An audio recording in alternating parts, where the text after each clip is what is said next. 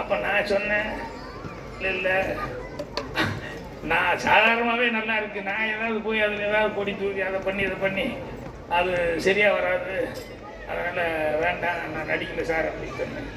அதுக்கப்புறம் ப்ரொடியூசர் வந்தார், இல்லை நீங்கள் தான் நடிக்கணும் அப்படின்னு. ரஜினி சார் அவ்வளோ ஃபீல் பண்ணுறாங்க. அவங்க ஃபீல் பண்ணல, அவங்க மிஸ்ஸஸ் தான் நீங்கள் தான் நடிக்கணும்னு கன்ஃபார்ம்டாக நீங்கள் தான் நடிக்கணும்னு சொன்னாங்க. என்னென்னா அது ஒரு லாஜிக்கோட ஒரு காரணம் சொன்னாங்க. அது சொல்லும் போது எனக்கு ரொம்ப இம்ப்ரெசிவாக இருந்தது. என்னென்னா வேறு எந்த நடிகனாக இருந்தாலும் கம்பேரிசன் வரும், ஒரு நடிகனுக்கு நடிகன் கம்பேரிசன் பண்ணுவாங்க. அவர் பாகியராஜ் சார் நடித்தாருன்னா அந்த கம்பேரிசன் வராது. அவர் ரைட்டர் டைரக்டர் அவர் ஏதோ அவர் ஸ்டைல் பண்ணிட்டு போகிறாரு அப்படின்னு ஒரு மொழிய கம்பேரிசன் வராது. அதனால் வேறு நடிகர் வேண்டாம், அதனால் பாகியராஜ் சார் இப்படியே நடிக்க சொல்லுங்க அப்படின்னு சொல்லிட்டு அவங்க கட்டாயப்படுத்தி சொன்னார் அப்படின்னு சொல்லி அவர் ரஜினி சார் சொன்னாருன்னு சொன்னாங்க.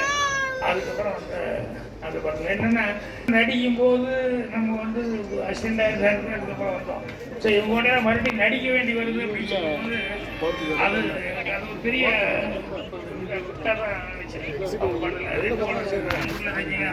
பண்ணுவாங்க. அதே மாதிரி கமல் அவர்கள் அவருடைய படத்துக்கு வந்து முதல்ல சிவபுரோஜாக்கள் டைலாக் எழுதுனேன். அதுக்கப்புறமா வந்து ஒரு கை